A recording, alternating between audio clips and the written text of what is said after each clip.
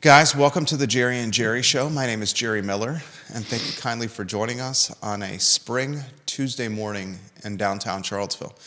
We are less than 2 miles away from the John Paul Jones Arena and less than 2 miles away from Scott Stadium. And very interestingly, the seasons are very much underway for both Virginia football and for the men's basketball team.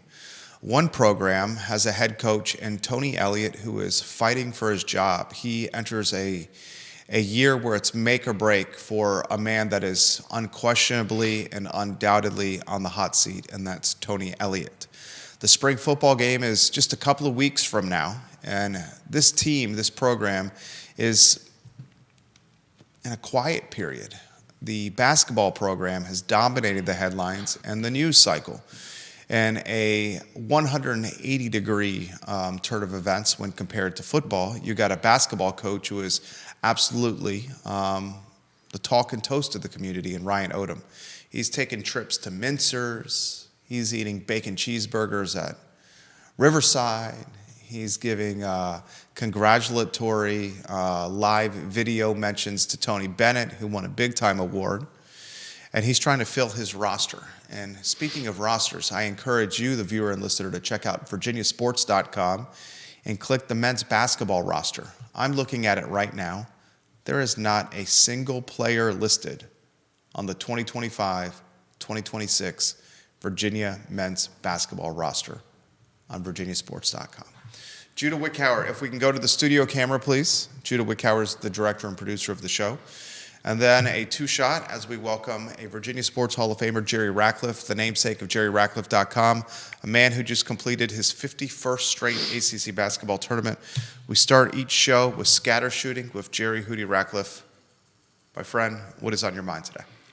Yeah, it is kind of mind-blowing what you just said. That you look at the roster and there's no one there, and it's if that's not a sign of the times we're living in, nothing is. And the last 2 years prior, they essentially had to rebuild the entire program. Not totally from scratch, but darn near it. And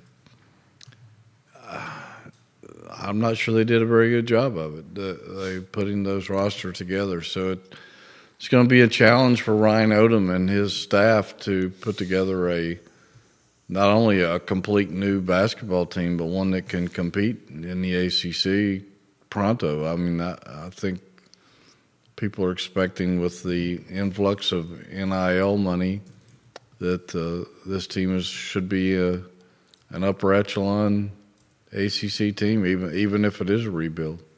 It's interesting in 2025 college basketball with the money that is associated with NIL. The patience offered a brand new coach for a rebuild is short. It's a short leash. It's very little patience. And the expectation is Ryan Odom, and Odom acknowledged this in his press conference of, I want to build a top 10 team. Mm-hmm. And I understand the pressures of following a legend. And he's trying to staff, or he's trying to roster his program with guys who have talent. I mean, Nick Davidson, the big man from Nevada, he's 6'10". He's the number 2 center in the portal. I mean, he's also being recruited by Texas and Notre Dame and Washington and Clemson, which are big-time programs. But outside of Davidson, the Nevada center, some of the guys that have been rumor milled to UVA, Brandon Jennings, the point guard from Richmond and St. Christopher's, he had very little playing time. He's going after guys from High Point, in the portal, Keza Giffa from France, from Paris, and Jocelyn Bodo. As Hootie Ratcliffe alluded to, there's some NIL opportunity right there for Jocelyn Bodo. That's my favorite part. That's a no-brainer, isn't it? That's my favorite part of your column right there. When I was reading your column, I genuinely laughed out loud when you were talking about that. But I'll ask you this question: Where's the star power in the portal? I'm sure there are a lot of other people on that list that haven't surfaced at this point, but my God, there's so many people in the portal. It's probably trying to get a drink of water out of a fire hose, trying to figure out who you want to go after and who might fit, not only on the basketball side of it, but academically. And I don't know how these coaches do it. It's mind-boggling to me. I mean, there were over 500 guys in the portal on the very first day. There's got to be well over 1,000 by now, easily. And how do you go about that? I mean, how much time do you have in a day, and how many people do you have looking at all these possibilities of people that you might want on your roster? It's staggering to me to try to figure that out. VCU news, or news from Richmond and VCU, Ryan Odom is going to bring a bevy of assistant coaches with him to Charlottesville.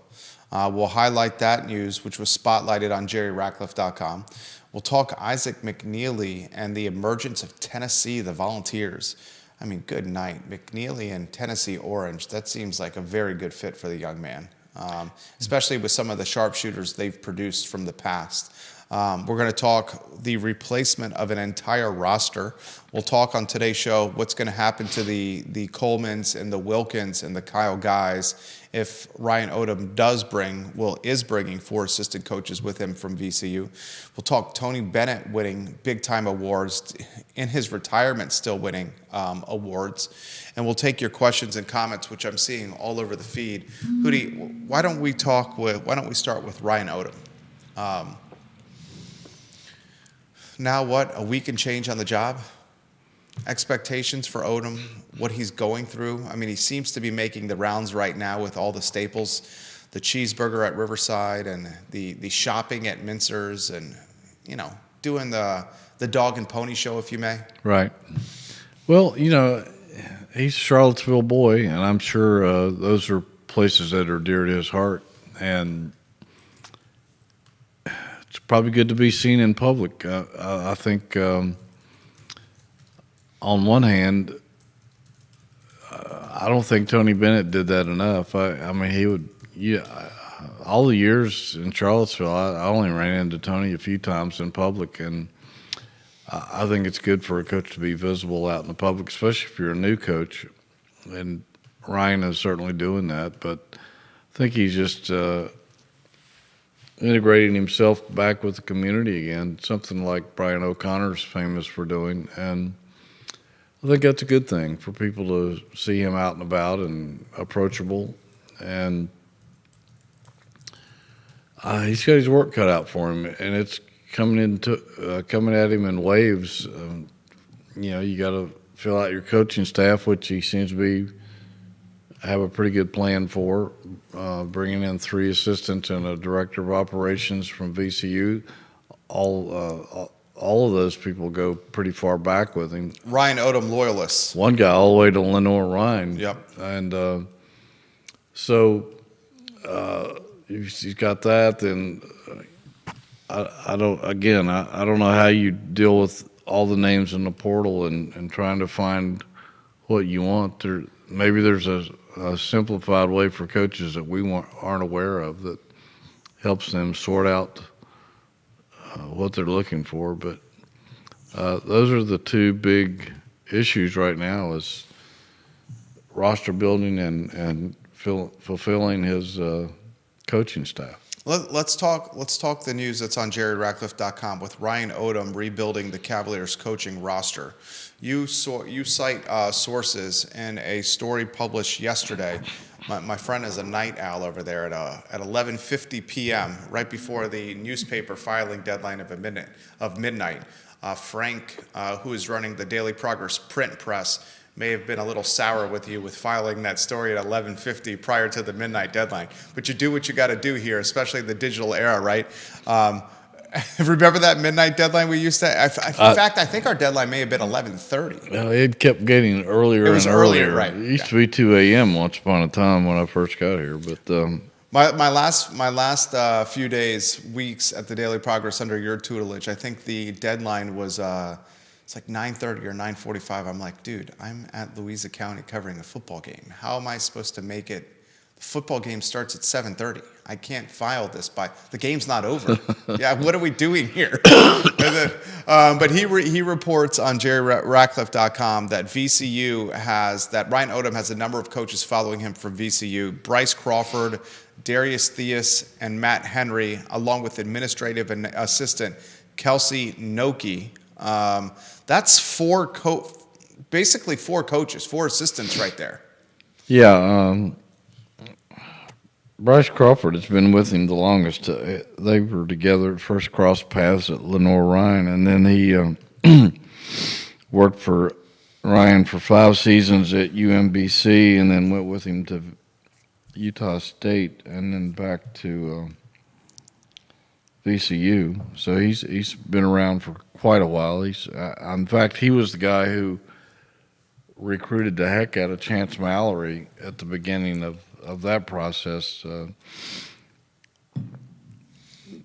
St. Anne's people indicated that Bryce Crawford was up here, practically lived up here early on, trying to convince Chance to come to VCU. So that guy, we know that guy's a very active recruiter. Darius Theus played at VCU, was on 3 NCAA tournament teams, including the Final Four team in 2011. He's from Norfolk originally. He's worked at VCU, Siena, and Texas, so he's very familiar with what's going on. And then I think he was part of the VCU guys that he kept on the staff or added to the staff when he got to VCU from Utah State. Then Matt Henry, a native of Alexandria,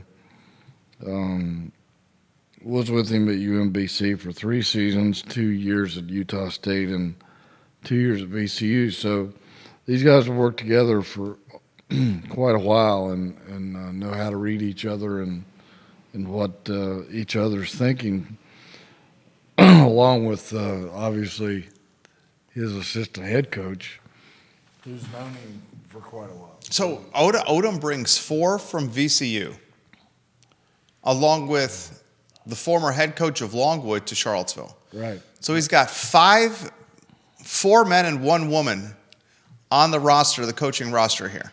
Yeah. So that's 5 coaches. Yeah. Excuse me. Kelsey Noki was with him at Utah State and VCU as director of operations, and she's a rare find in college Division I basketball. I think it's like 15 women overall that hold that position in Division I. So he must have a lot of high regards for her abilities to run the day-to-day operations of the program. Absolutely. And the logical segue question would be, what does this mean for assistant coach Coleman, assistant coach Wilkins, assistant coach Guy, and some of the UVA coaching staff? We're talking Virginia basketball guys who transitioned to coaching under Tony Bennett and then Ron Sanchez. I know Marty Hutloff reported of NBC 29 following Ryan Odom's hiring that Wilkins and Guy would transition to Odom's roster. Does that mean 7 assistant coaches? And what happens to Jason Williford? What happens to Chase Coleman? Yeah, well, some of those guys could just be out of luck. And, excuse me, that's not uncommon when a coach comes to a new program and brings a lot of his assistants. Sometimes they'll consider keeping 1 or 2 guys just to have that, that influence from that school to help them kind of navigate the waters of what that program is like and what you can do, what you can't do, that sort of thing. I fully expected that the majority of Virginia's previous coaching staff were probably not going to be retained, but that he might keep 1 or 2 people on for that very purpose, and it appears to be the case. And you do have there's a lot. I can't remember I mean, right now he's got more coaches than players. Way more. He has way more coaches than players right now, Ryan Odom. Yeah. Well, if you look over at Virginia's bench during any particular game, you'll usually see more coaches, or almost as many coaches as you do players anyway.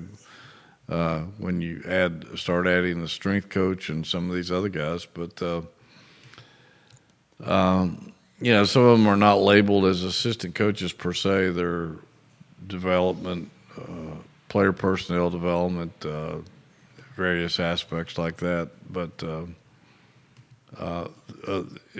when it all boils down to it, they're actually assistant coaches because they're either out there at practice and coaching or whatever, just like Kyle Guy was, even though that wasn't his title. He was practicing with the team every day and was on the bench for every game. And so there's a multitude of coaches you can have in your program now. This team trying to fill its roster as we speak. What do you make of the McNeely news being linked to Louisville and Tennessee? We thought North Carolina, UNC was the front runner, according to the rumor mill. Now Tennessee and Louisville seem to be the front runners. Yeah, and I don't know what is behind that, but Tennessee, I like Rick Barnes. I always have. I think he's a great guy and a great coach. And he's a great coach. Runs a really good program, and I got to know him a little bit when he almost became Virginia's head coach and then later became the Clemson head coach. And he even let me and our beat writer play at his golf club once on a late March or early March game travel when we were down there to cover a Virginia Clemson game. And he told us we could play at his golf club down there at Clemson, and he's just a really good guy. I could see why somebody would want to play for him. He relates well to players and runs a strong program. Tennessee has a lot of NIL money, as most SEC schools do, and Louisville, I think they lose a lot of players just because their eligibility ran out. But maybe the benchmark of how you could build through the portal quickly, Louisville. Yeah, they certainly are, and they throw a lot of NIL money around as well. I mean, that's almost like a pro franchise in Louisville. For those that have never been out there for a game, it's a great town. The arena is right downtown. There's tons of bars and restaurants and hotels around the arena. It's a first-class arena. It seats 21,000 people. It's state-of-the-art. It's like a bigger JPJ, really. They have a lot of major concerts there. It's a very vibrant community, and it's like their franchise, and it's a pretty good-sized city.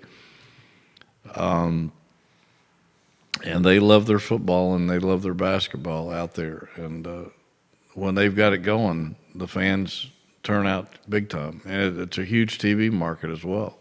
If McNeely transfers to a North Carolina or Louisville, it's the double sting because he stays in the ACC, and Virginia has to face the sharpshooter this coming season. Yeah. The McNeely to the ACC and how that dynamic plays out. Your thoughts on that topic?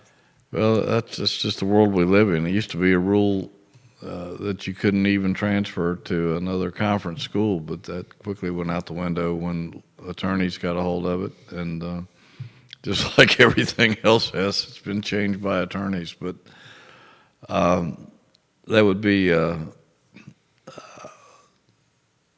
bitter pill for Virginia fans to swallow to see Isaac McNeely show up. Especially the UNC in another uniform, it would be hard pill to swallow. But I just get used to it because there's a lot of crazy stuff that we're going to see now that we've never seen before. The likelihood of a UVA player that's entered the transfer portal returning. Who are the guys that you see potentially coming back to Charlottesville, if any? I don't know if any of those guys put no contact on their portal tag, which means they've already decided where they're going. But McNeely, I think there might have been one other that said they might be open to coming back, but I don't know how hard Virginia's pursuing those players. We haven't had any contact with Odom since the press conference a little over a week ago now. So we don't know how hard they're going after him, or even if they are going after him. And a lot of coaches, once you go into the portal, they don't want anything to do with you anymore. So it's going to be interesting to see if any of those guys come back. Chad Wood watching the program, one of the talented tailbacks in Steve Isaac's single wing offense when they were contending for Jefferson District championships. Goodness gracious, some 20 years ago. You dating yourself. I am dating myself. I covered that team when he was in high school. You sent me to Crozet on that beat when they were doing big time things. Isaac McNeely is a guy that has obvious portal upside. Some of these other guys that have entered the portal from the UVA roster, not nearly the upside. I see potential for Kofi. Yeah. Anthony Robinson's got the NBA body, but he had limited experience in production this past year. Rhodey, with a year left of eligibility, you wonder what the true upside is, although he'll land somewhere. I was shocked that Blake Buchanan went to Iowa State. That was a little surprising to me as well, because Iowa State's been in the NCAA tournament for 3 or 4 years in a row now. TJ was one of the guys that Otzelberger was one of the guys that Virginia at least had some contact with about becoming the Cavaliers coach. And I think the guy's a heck of a basketball coach. He's done wonders out there. But obviously they feel that he can fit into their program. I think he played out of position here too much. They expected him to be and maybe it was out of necessity, to be a big man in the middle. And he's not the physical specimen, physical type center that you would normally find in the ACC. He's more of a stretch four, and never really got to flourish at that position. So maybe that's what they have in mind for him at Iowa State. Yeah, well said. I could see with Odom's offense and how he runs a free-flowing, up-tempo offense. I got my fingers crossed that a Jacob Kofi returns. I like Kofi. Yeah, I like Kofi a lot. I think Kofi has upside. I could even see a guy like Andrew Rhodey potentially having some success in Ryan Odom's up-tempo offense as a ball handler, as a guy that's a relatively good defender. But this is clearly looking like Chance Mallory's team. And if you're building a roster and you're doing it around a local guy, there's branding and marketing potential there. Talk to us about how the upside of a Chance Mallory could be utilized potentially to attract talent to Charlottesville. Yeah, well, he mentioned to us that he was going to try to get on the phone and call some people after he had committed to try to convince them to come to Charlottesville as well. But don't know who he might have in mind, but certainly he's well connected out on the AAU circuits with all the people he's played against. And I'm sure that they wouldn't mind using him to make a few phone calls in terms of the portal, or at least maybe visiting briefly with some of these guys that are coming here for visits from the portal. So it would be wise to use him to say, hey, let's try to build something together, something special here. And he's a really smart, well-spoken kid. So I would think he could have some influence on a couple of possible recruits. Roger Voisinay, welcome to the show. Olivia Branch, welcome to the show. Vanessa Parkhill, thank you for watching the program. Viewers and listeners, if you have questions, put them in the feed. I will relay them live on air. This question's come in, and they highlight Chris Graham of the Augusta Free Press. It's from Kenneth Knuckles. and Graham is trying to Freedom of Information Act request the University of Virginia and Ryan Odom's contract, and he is getting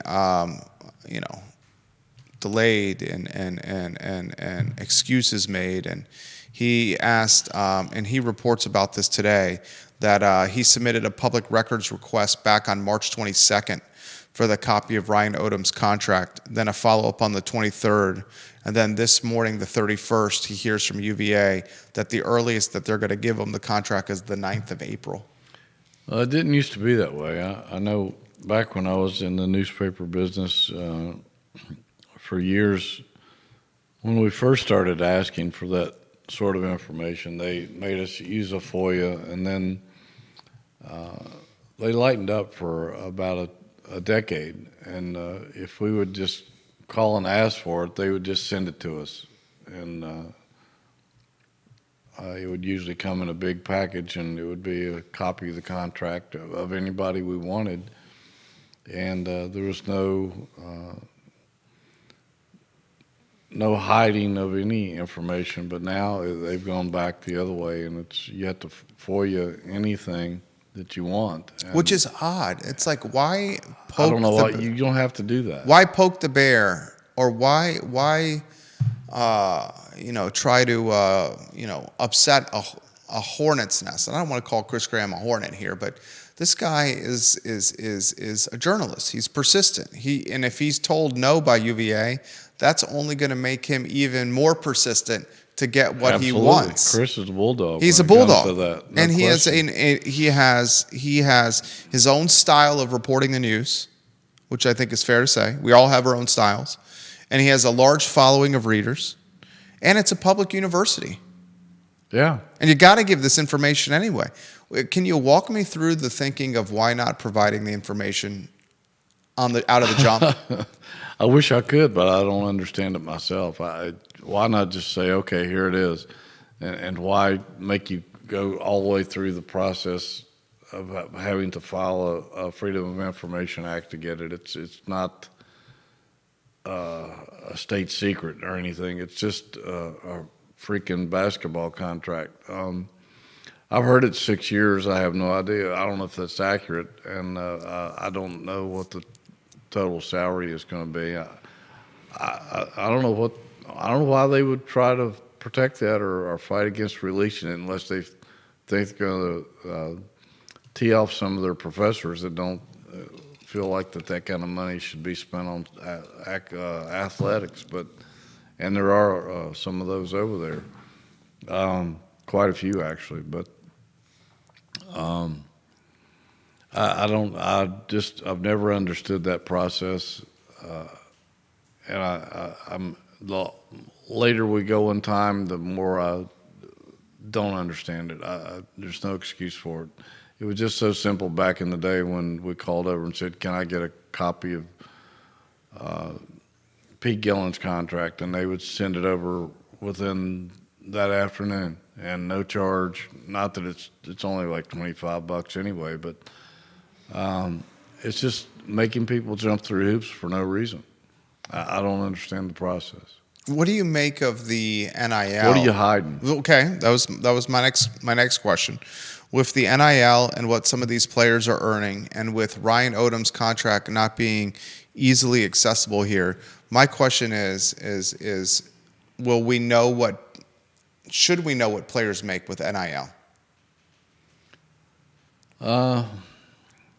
If it's a public university, I think you should. Now that you mention it, I hadn't thought about it, but should we know how much Chance Mallory is earning? Yeah, I've heard Chance Mallory's at $1.2 million a year. I'd say that's probably accurate. I don't see what there is to hide. Just make things have some clarity to it and visibility to it. Why hide all these things? I mean, I don't understand it unless the teammates know that they're getting X amount of money, and some teammates are getting little or nothing. I would think. I've never understood why people want to cloud the issue.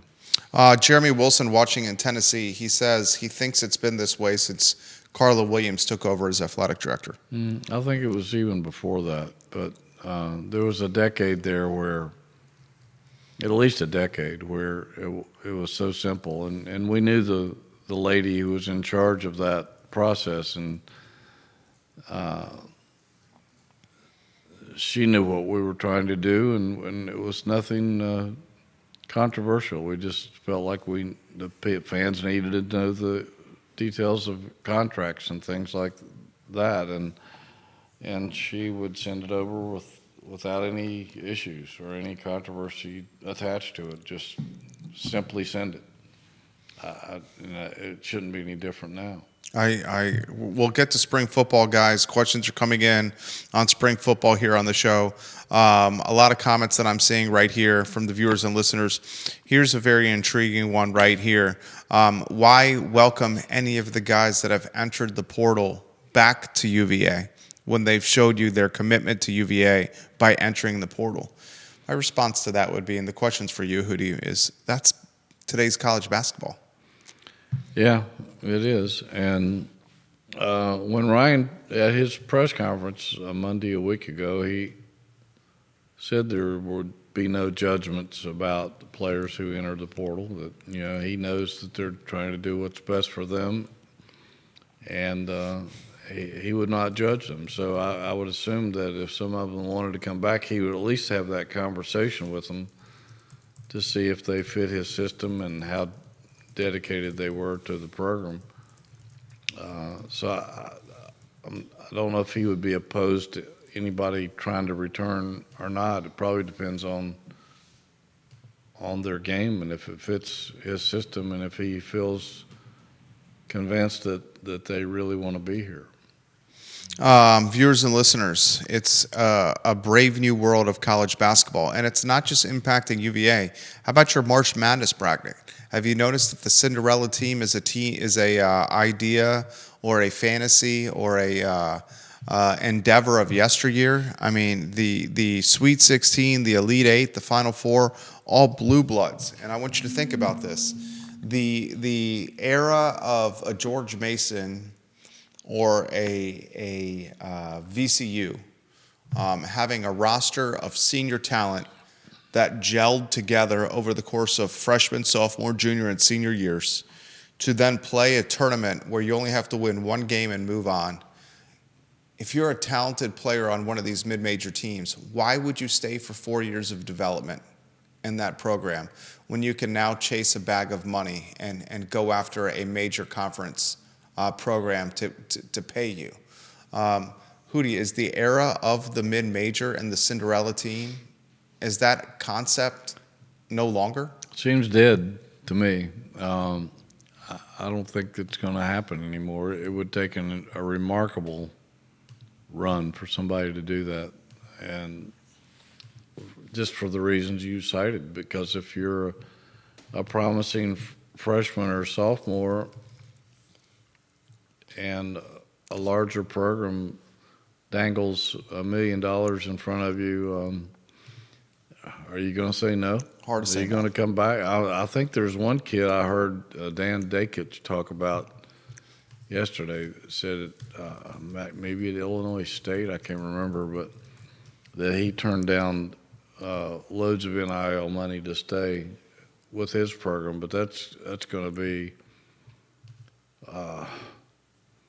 really rare in today's world of college basketball and the NIL, and all those good players are going to get scooped up by bigger, better programs, and that leaves the mid-majors with little hope, I think, of pulling off upsets. I mean, there were hardly any upsets in the NCAA tournament, if I recall, and I haven't followed it as closely as I normally do. I've followed it pretty close. There weren't that many. Yeah. There weren't that many, and some of the upsets were at the hands of the Atlantic Coast Conference, like McNeely and Clemson. Right. And I'm not even sure that was because McNeely has had a big NIL package. Absolutely. He's Thanks absolutely to right. Will Wade. He's absolutely right. This question's come in. If there's any guy that's entered the portal, who would Odom most aggressively recruit to come back? That's from Georgia. with that question? That's a good question. Gotta be Kofi, right? I would think so.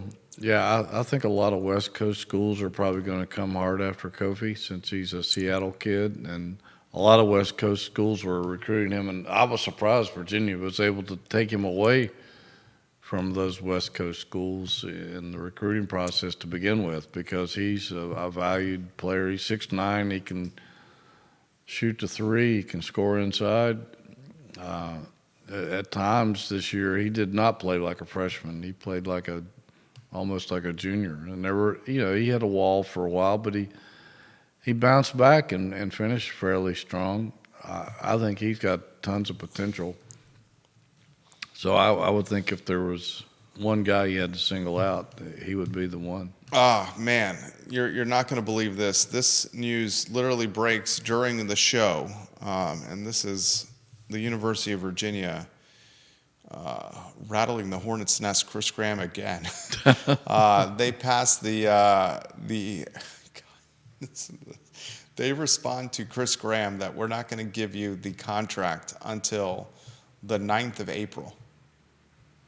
And yet they provide it to the Daily Progress today. Seriously? Wow. This breaks 4 minutes ago. Odom, 6-year contract, like you said, through the 2030-2031 season. The offer sheet that Odom signed last week. The Daily Progress obtained the copy through the Freedom of Information Act request on Tuesday. Odom will make $3.25 million this coming season, and his total compensation will increase $100,000 annually. So that's kind of tame in reason of head coaches. It is. It's a lot more than he was making at VCU. That's true. But the payment of the contract is broken into 3 parts: $500,000 base salary, $1,750,000 in supplemental compensation, and $1 million in licensing pay. The yearly $100,000 increase will count towards supplemental compensation. He's also being given $25,000 in moving expenses. Odom can earn plenty of bonuses, including a $50K bonus for ACC championship, $50,000 for NCAA tournament appearance, $75,000 for reaching the Sweet 16, $100K for the Elite Eight, $250,000 for the Final Four, and another $250,000 for a national title. If he's the ACC Coach of the Year, $50K bonus, $75,000 if he's the National Coach of the Year. Considerable pay bump from VCU. If Odom leaves the Cavaliers before his contract expires, he'll owe $15 million in the first 2 years, $10 million in years 3 and 4, and $7.5 million in year 5, and $5 million in year 6. Hootie. Yeah, the bonuses sound pretty standard. I think that's essentially what Tony Bennett had. I think Tony was making $4.5 million or something like that. But again, he'd been here for quite a while, so kind of surprised he I thought might be getting paid a little bit higher than that, but still, that's a pretty good salary. But and again, as you mentioned, a boost from what he was making at VCU. So 6 years is pretty standard as well these days, I think. Yeah. I am so shocked though that they released it a week ahead to one media outlet and not another. Well, do they look at what he's doing at the Augusta Free Press as not media? Well, they should, because he's certainly media. Yeah, and he's got a massive following. Yeah, he has his following is larger than the Daily Progress's following. I'll sure guarantee you that. No question about it. He's the news source in the Valley. Actually. Yeah, he has a higher circulation than all the newspapers in the Valley. Then what would be the thinking there? I don't know. I really don't know. Maybe he's just a thorn in their saddle, and they don't like it. Let's see how he responds to that. I think that it could be a little bit of that. So Chris Graham I'm sure it's going to rile Chris God. big time. Dude, it's no question about it. Chris Graham big time. And Chris, I read your stuff, man. Appreciate your tenacious Chris style. is a good guy, man. He's a good guy. And he goes after it. He goes after it. 6-year deal for Ryan Odom. $3.25 million coming this year for the head coach. Is this a rebuild or a reload year? Oh, Is it a rebuild? It's a complete rebuild. Okay. Walk us through that, because it's no one on the roster on VirginiaSports.com? Nobody on the roster. Will he be given the patience of a rebuild? I don't know. That's a good question, because as you cited earlier, look what Louisville did in 1 year. And Louisville's just one example. Kansas State did it the year before, went to the Final Four with 13 new players on its roster. Fans are less forgiving now, but they may be a little bit more here just because of what happened this past year with the interim coach and the program dropping off the cliff a little bit, and the entire roster apparently in the portal. So they may have to display more patience than they would normally do in order to allow this guy to restore what was here before. He's got his work cut out for him, ladies and gentlemen. This question comes in from West Virginia. And, Chad, I'm going to get to your comments here in a matter of moments in Crozet. This one from West Virginia. Who do you think that Anthony Robertson legitimately can perform at a school like Stanford, which he's linked to right now? I think Anthony Robertson's got a bright future. I would think so. I mean, he definitely needs a lot more footwork. He's got the body. There's no question about that, and he's not afraid to use it. He has you get him around a basket, and he's going to slam it. I don't know if he's a very good shooter, but he don't have to be if you're dunking it every time you get the ball. But he's a big physical kid with, I think, a pretty good ceiling. Again, he needs a lot of footwork and some other improvements to his game. But I think he could play at Stanford. I don't think Stanford is anything. That's the bottom of the conference. Not much different than what he was doing here. Yeah. Academically, I don't know how. If you go to UVA and can handle that, I'm sure you can handle Stanford as well. I agree. 100% I agree with Hootie Ratcliffe on that one. This is an interesting comment that's come in. Will we know, does Hootie think that we'll know the coaching contracts of the assistants, including the associate head coach as well? Not until we file FOIAs. I don't think. They're not going to give that information up unless it's requested. Chad Wood says it's a fair contract, but he expected more annually for Ryan Odom. Yeah, I thought the salary might be a little higher, but UVA's not going to pay any more than they have to. They're not going out there to make a splash in coaching and hiring news in terms of compensation. They never have. $3,250,000 on the first year for Ryan Odom, with a bunch of bonus potential for the newly minted head coach. What does Hootie think the style of play Ryan Odom is going to utilize is going to look like? I think it's going to be a lot like VCU.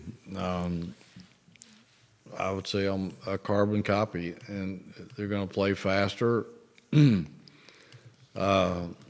If you look at the breakdown, they really didn't have that many more possessions this year than Virginia did, but it appeared that they were playing faster just because of the style of basketball that he employed. But we're going to see a faster-paced offense. We're going to see a lot of three-point shooting.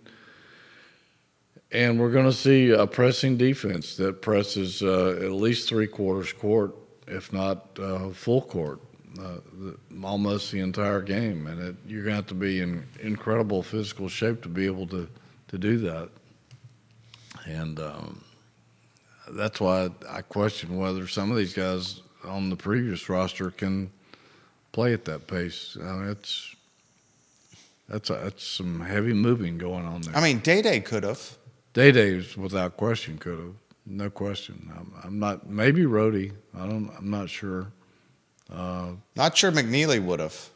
That would be hard, even though he does move a lot, but he because he expends so much on offense, asking him to expend that much on defense would have taken away potentially from his offense. Yeah, that's true. That's what, you took the words right out of my mouth.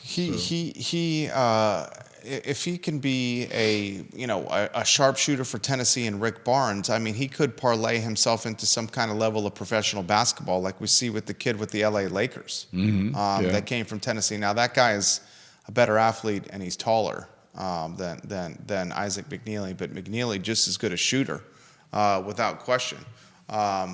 Football in the final 7 minutes of the program over here, I haven't seen much football from anyone. I follow everyone. It's been a quiet spring season. It has been a very quiet spring. And a make-or-break football. year for Tony Elliott. Yeah.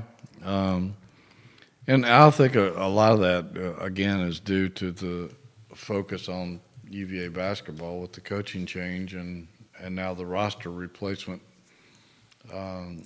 That's left the fan base with a dropped jaw, I think, just waiting to see what was going to happen, and so many rumors flying out there. But I think as the spring game approaches, I think there'll be a little bit more news out there about UVA football. What questions do you have with the football team? Does it start under center? I think they're going to be fine at quarterback. I mean, that kid's thrown for about, I don't even know how many total yards he's thrown for. He threw for over 3,000 yards last year. And so I don't think they've got any issues at quarterback. I think the issues are going to be at the offensive line again, and on defense, whether they can stop people. And a little bit in the secondary. I know they were still hoping to maybe fill some holes there. But I think one of the big questions is, can you put all these guys together and build some chemistry between March and September? You've got a ton of at least 20 new transfers coming in, and 17 or so high school recruits that'll be here in August. Some of them are here already, I think.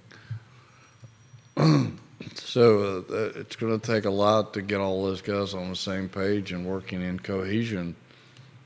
That's a big part of football, is you got so many moving parts and it's got to work together. I think that's going to be a big challenge in itself. Chad Wood, who follows this program closely. Chad, I've heard that as well. I don't have any confirmation. I'll ask Hootie about that. That Monroe Mills, who prior to Virginia was at Oklahoma State, Texas Tech, and Louisville, talented offensive lineman, had a serious knee injury in spring practice. But that's all scuttlebutt here. Yeah, I missed a couple of Zooms that they've had with assistant coaches just because I was this is the top offensive tackle in the portal. Yeah, so that may be true. It sounds like it's probably true. If it's out there like that, I would not be surprised if that's the case. And if that's the case, that's definitely a blow to the offensive line. We'll follow spring football closely. What are the storylines you're following with the spring game? I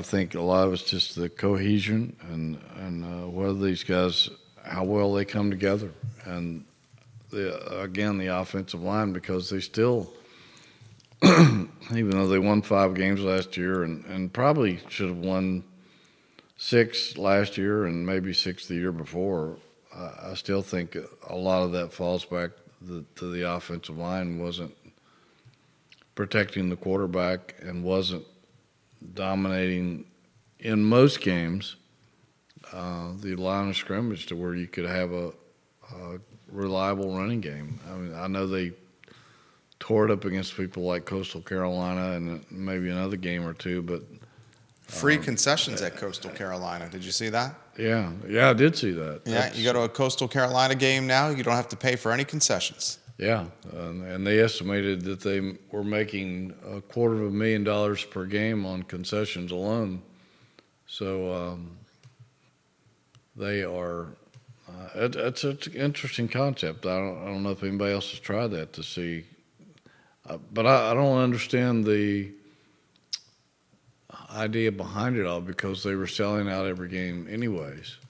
Unless they're raising ticket prices. And I think there might be something else coming. Well, bait and switch right there.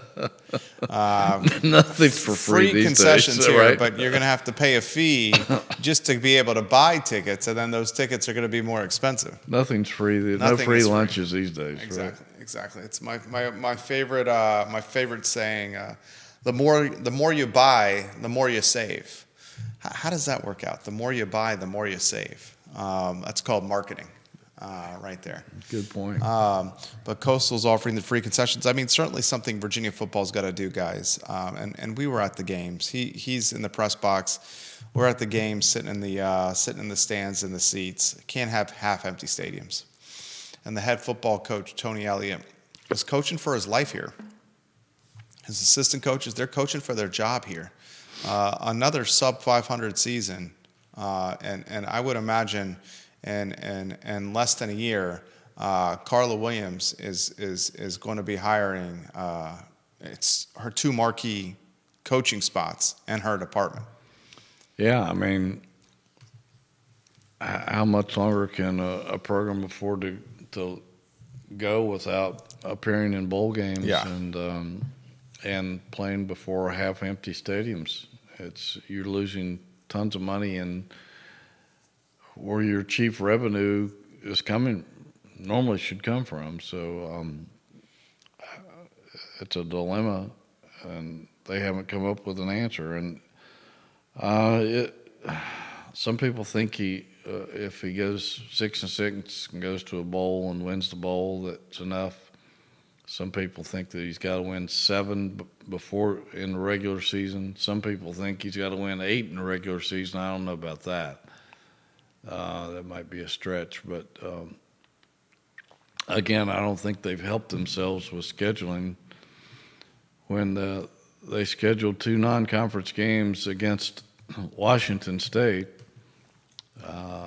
and NC State, even though that's an ACC school, it's a non-conference game. And it's on the road. And to me,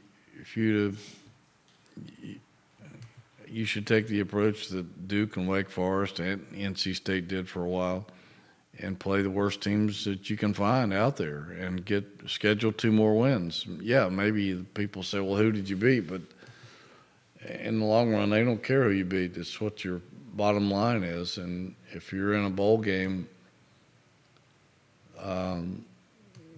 that looks good to recruits, and then,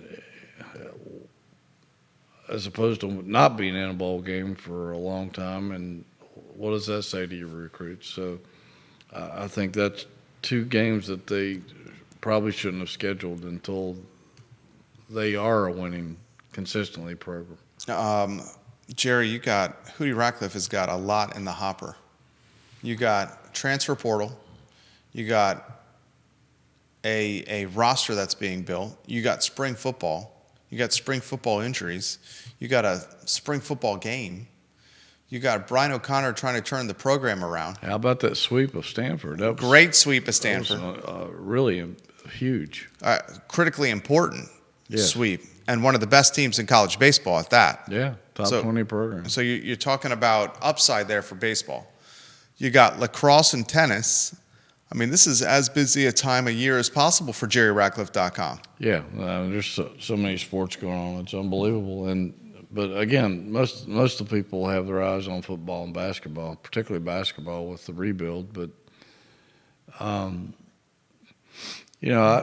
think people jump to too many conclusions when, like with baseball, there's been times where they've struggled and then put it together at the end. Sometimes it takes time to figure out your team and find out all the working parts and how to motivate certain guys, etc. But I wouldn't panic on UVA baseball at this point. I think their best baseball is ahead of them. I agree. And not with that head coach atop the program, baseball's going to be all right. And I'll tell you what, if you want to watch some professional athletes play a sport, take a look at what's happening with men's tennis and women's tennis. I mean, both those rosters, and they may not get the attention of some of these other teams, but Hootie, these rosters have legitimately professional players on them. Yeah. And another, is it Ben James? Ben James and at least Ben James in golf. They have a couple of other guys that are pretty good too. Virginia Golf has PGA players on its collegiate roster right now. I mean, these golf and tennis sports have guys that are going to be making millions of dollars in purse compensation. And if you look at baseball, in the past week, there's several former UVA players that are breaking in with major league teams or AAA and making an impact. So there's going to be even more Virginia players in the major leagues this season, I think. And how about Bryce Perkins in the UFL? Oh, yeah. I mean, Bryce is Bryce. He just Superman. keeps on doing what he does. I'm surprised somebody in the NFL hasn't picked him up. I think somebody will at some point. I think so, too. JerryRatcliffe.com, the source for everything UVA related. JerryRatcliffe.com. We will follow the transfer portal as we go to VirginiaSports.com and we don't see a single player on the men's basketball roster right now. So Ryan Odom is doing a lot of work right now. Judah Wickower, Hootie Ratcliffe, Jerry Miller. The show airs wherever you get your podcasting or social media content Tuesdays at 10:15 a.m. for a compelling 1-hour discussion on Virginia. Thank you kindly for joining us. So long, everybody.